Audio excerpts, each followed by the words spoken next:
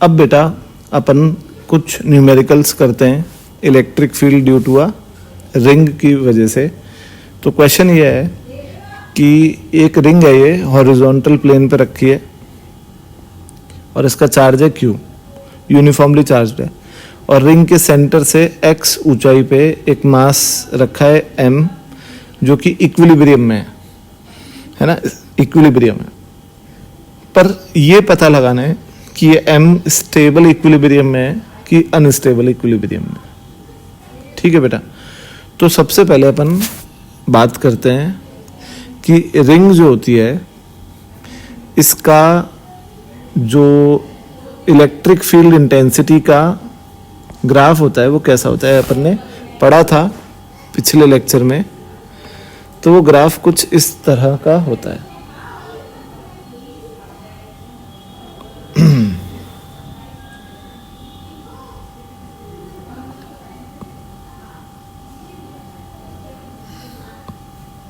ऐसे इन्फिनिटी से आता है, ऊपर जाके जीरो पे मिलता है। ठीक है बेटा, अब हम ये जानते हैं कि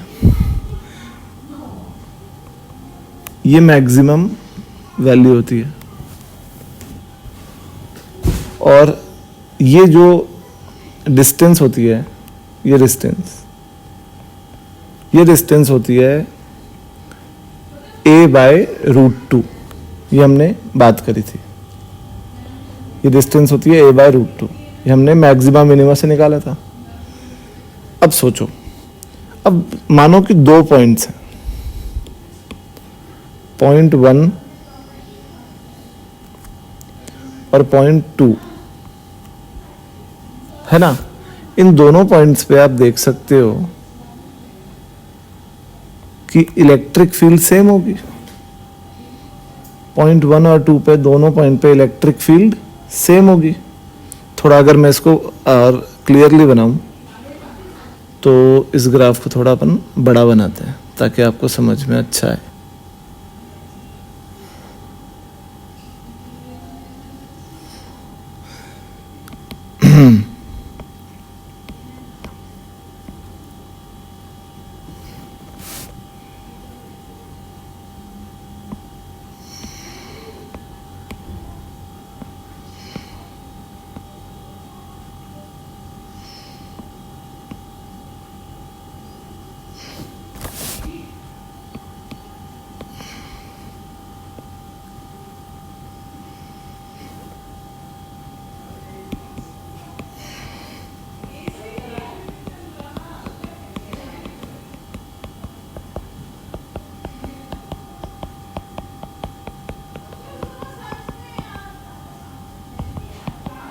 ये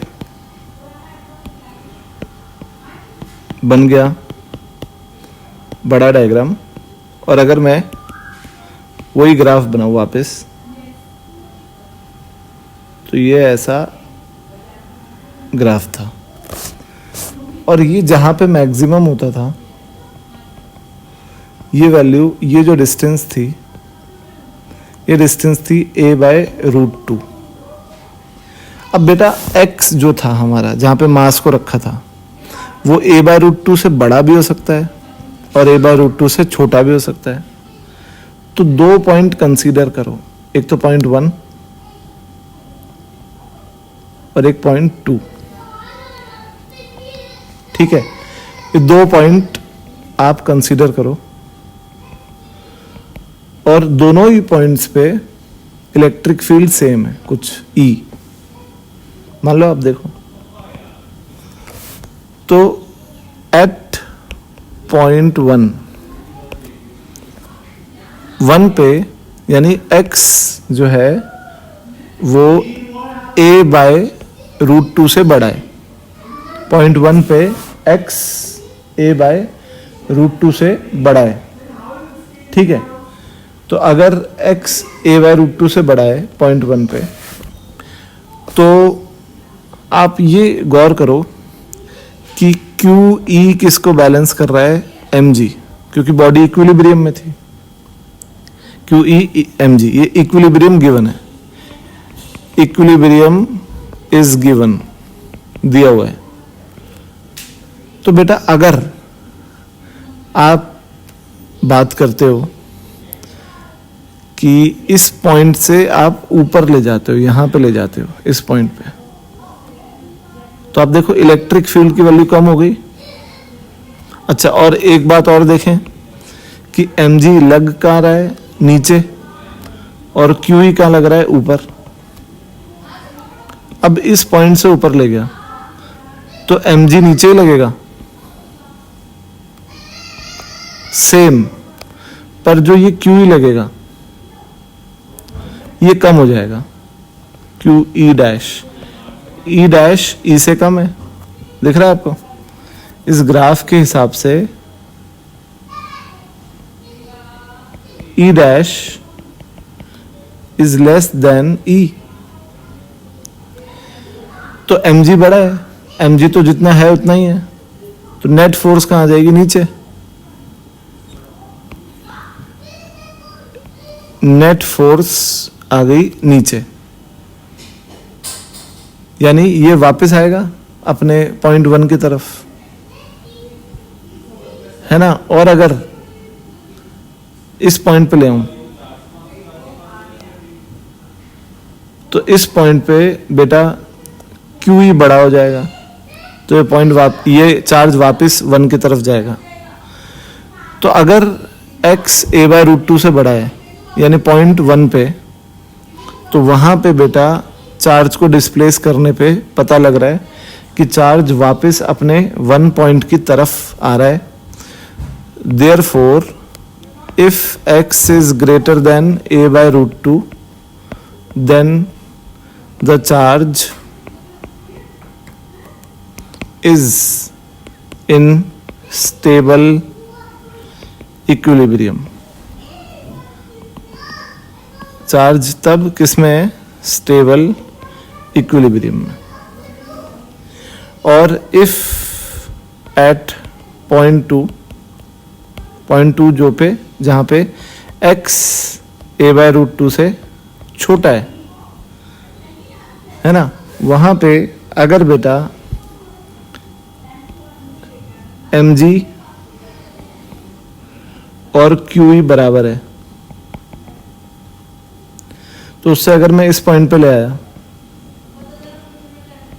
तो mg तो उतना ही लग रहा है और ऊपर QE डैश लग रहा है, और E डैश E से छोटा है, सही है ना। तो इसका मतलब नेट फोर्स अभी कहाँ है, नीचे।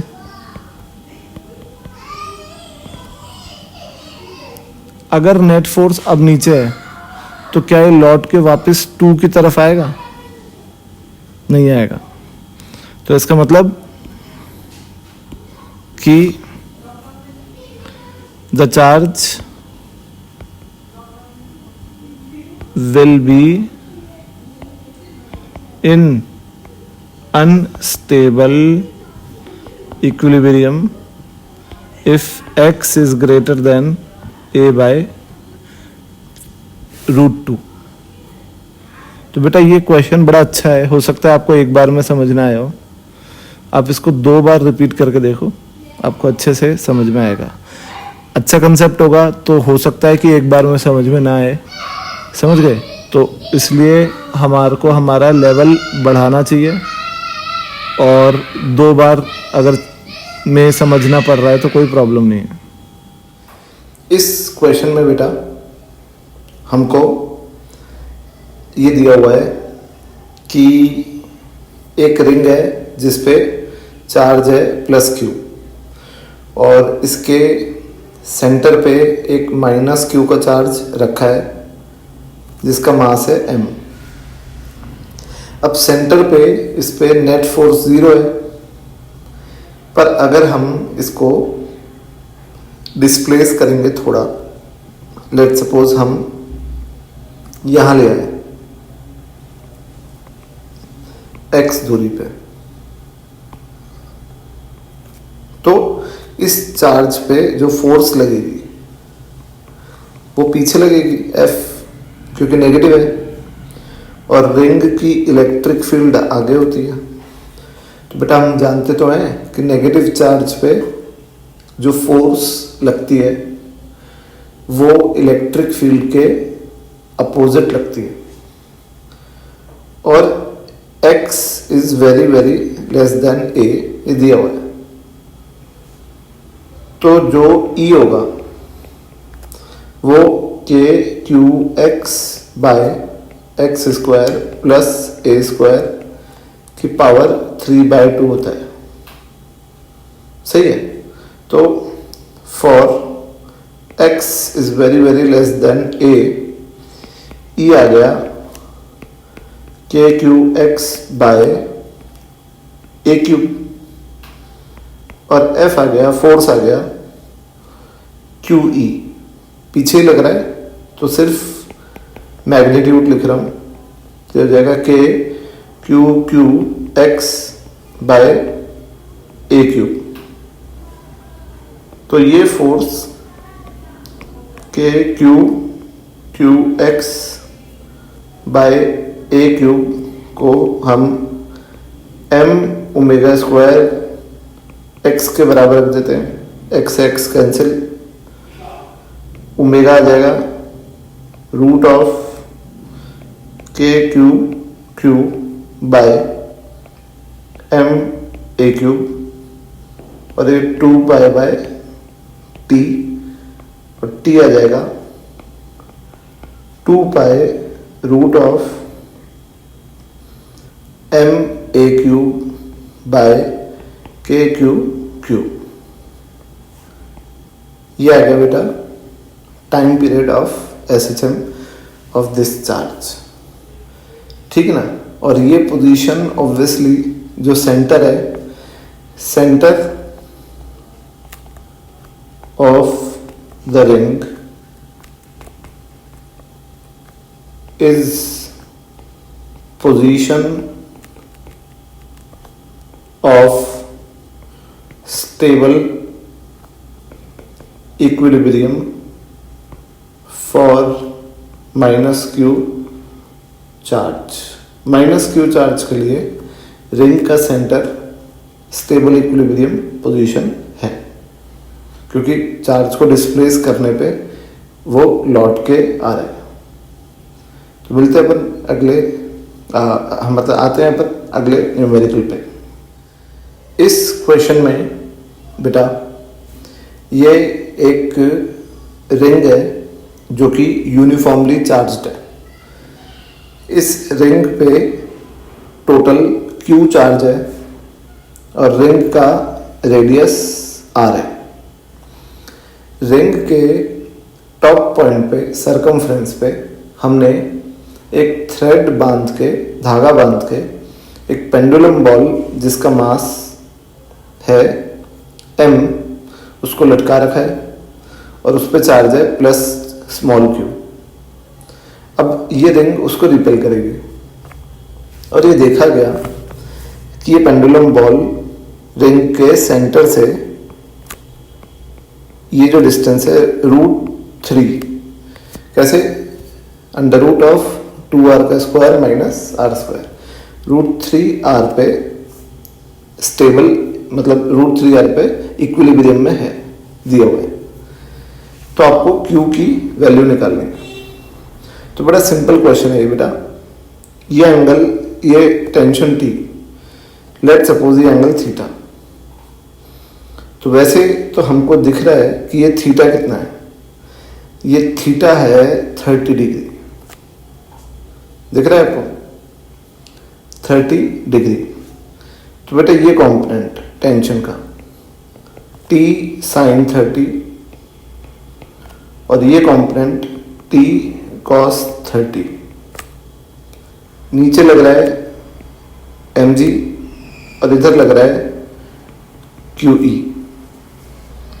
ठीक है। तो बेटा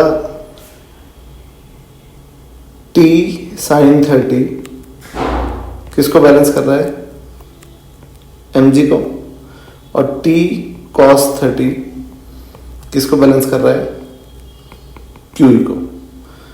tan 30 किसके बराबर, mg अपॉन QE, और Q किसके बराबर, Q बराबर mg अपॉन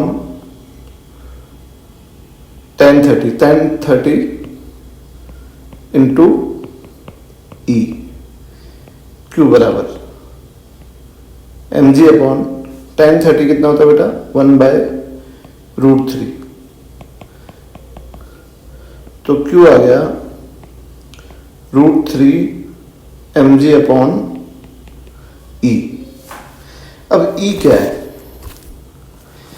E है फॉर्मूला के क्यू एक्स है √3r upon a² plus √3r का whole square, a² plus x² की पावर 3/2। तो बेटा ये जो टर्म है ना a² प्लस x² का रूट, ये तो 2r दिया हुआ है आपको, और 2r का क्यूब कितना हो जाएगा 8r क्यूब। तो E है के क्यू √3/8r²। तो Q आ गया √3 mg अपॉन के क्यू इंटू √3/8r², और फाइनली Q आ गया 8 mgr² divided by k Q. ये वैल्यू आ गई बेटा Q की। इस क्वेश्चन में बेटा हमें एक रिंग दिया है जिस पे टोटल Q चार्ज है यूनिफॉर्मली डिस्ट्रीब्यूटेड, और रिंग का रेडियस R है। रिंग के सेंटर से इन्फिनाइट डिस्टेंस पे प्लस इन्फिनिटी पे एक चार्ज रखा है प्लस स्मॉल q, जिसका मास है m, और हम उसको यहाँ से प्रोजेक्ट करेंगे u वेलोसिटी से। तो हमसे पूछा जा रहा है कि u की मिनिमम वेलोसिटी कितनी हो कि वो चार्ज -इन्फिनिटी पे पहुँच जाए। ठीक है बेटा। तो सबसे पहले ऐसे क्वेश्चंस में कंसेप्ट सोचना होता है कि आप सोचो कि फेंकना क्यों पड़ रहा है क्यू को, क्योंकि क्यू जैसे जैसे रिंग के पास आएगा वैसे वैसे रिंग क्यू को रिपेल करेगी, क्योंकि रिंग की इलेक्ट्रिक फील्ड रिपल्सिव है, इस तरफ है, और क्यू पॉजिटिव चार्ज है, तो उस पर जो फोर्स लगेगी वो भी इलेक्ट्रिक फील्ड की डायरेक्शन में ही लगेगी। तो ये चार्ज रिटार्ड होता हुआ आएगा। अब जैसे ही ये चार्ज O को क्रॉस करेगा, सेंटर को क्रॉस करेगा, है ना, तो यहां से यहां तक तो इसका मोशन रिटार्डिंग है, और इसके आगे जब क्यू यहां आ जाएगा तो इस पे इलेक्ट्रिक फील्ड भी इधर ही है और फोर्स भी इधर लगेगी, क्योंकि पॉजिटिव चार्ज है, तो एक्सेलरेटिंग मोशन होगा। यानी अगर आपसे मिनिमम वेलोसिटी की बात की जा रही है तो आपको सिर्फ उसको O तक पहुंचाना है, क्योंकि O से आगे रिंग उसको धक्का मार के ऑटोमेटिकली इन्फिनिटी तक ले जाएगी। ठीक है ना। तो ये कंसेप्ट है कि आपको उसको O को पार कराना है। अब बेटा O पे मान लो v वेलोसिटी से आया हो, तो v तो नेग्लिजिबली स्मॉल हो सकती है, क्योंकि मिनिमम वेलोसिटी ऑफ u पूछी है।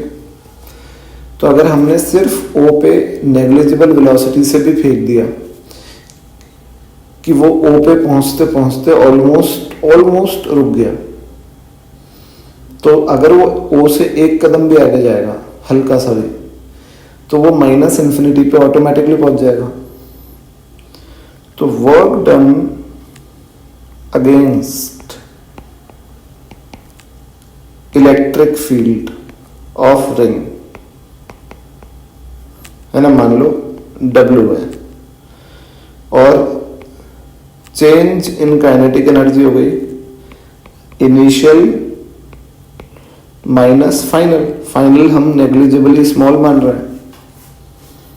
तो बेटा जो हमने काइनेटिक एनर्जी दी वो कम होके 0 हो गई, तो वो कहाँ गई? तो वो चली गई work done against electric field of the ring. तो इसका मतलब half m u square is equal to डब्ल्यू। पर प्रॉब्लम ये है कि फोर्स, रिंग की फोर्स वेरिएबल है। फोर्स होगी क्यू ई होगा k q x upon x square plus r square की पावर 3/2। तो वर्क डन कितना होगा? वर्क डन होगा integration F dot d x. तो हो गया इंटीग्रेशन एफ के q q x d x divided by x square plus r square की पावर 3/2। और बेटा आपको सिर्फ मैग्नीट्यूड निकालना है ना? तो माइनस कहीं पे भी नहीं आना चाहिए, क्योंकि अब आप सिर्फ मैग्नीट्यूड को इक्वेट कर रहे हो, प्लस माइनस के चक्कर में फंसो ही मत, है ना? वैसे एक बात बता दूं कि फोर्स रिपल्सिव है और एक्स आगे की ओर है ना? तो एक माइनस उसका आएगा, पर सिर्फ मैग्नीट्यूड लाना है। कहीं पे भी माइनस आए तो उसको एलिमिनेट कर दो, ठीक है? तो अब हम लिमिट लगाते हैं। लिमिट क्या होगी? इन्फिनिटी से 0, इन्फिनिटी से सेंटर पे आ रहा है। तो वर्क डन हो गया के क्यू क्यू। अब इसका इंटीग्रेशन अगर आप करोगे तो करके अगर मैं आपको दिखाऊं कि इसको मैं मान लेता हूं dz/2 और नीचे आ जाएगा। अच्छा, ये मैं कैसे कर रहा हूं ये मैं आपको बता देता हूं। मुझे लगा कि आपको आता होगा, कोई बात नहीं। ये मैं कैसे कर रहा हूं कि let x square plus r square is equal to z square. तो 2x dx is equal to 2z dz। तो रख दो के क्यू क्यू बाहर, ऊपर x dx की जगह z dz और नीचे z क्यू। तो वर्क डन आ गया के क्यू क्यू। और इंटीग्रेशन अगर हम कर दें, या चलो स्टेप बाय स्टेप चलते हैं, dz/z स्क्वायर। तो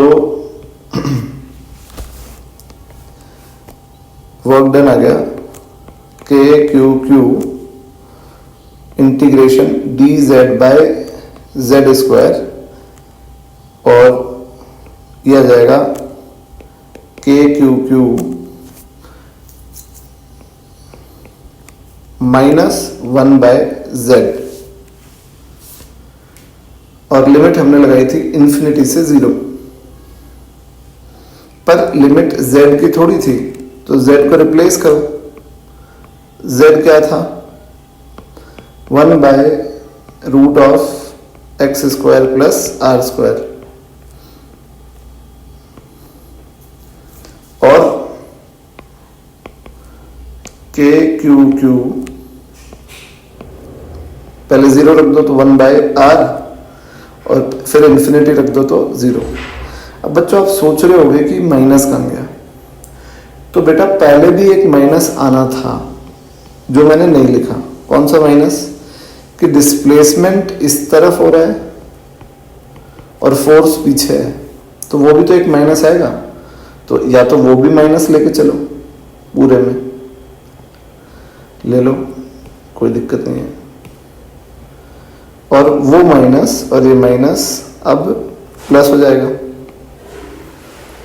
तो वर्क डन आ गया k q q bye are और इसको बराबर रख दो हाफ mu²।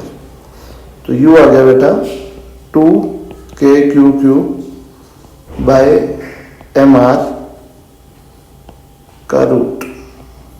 ये वैल्यू आ गई minimum velocity with which this charge should be projected, कि वो +∞ से -∞ रिंग की एक्सिस पे चलते हुए पहुंच जाए।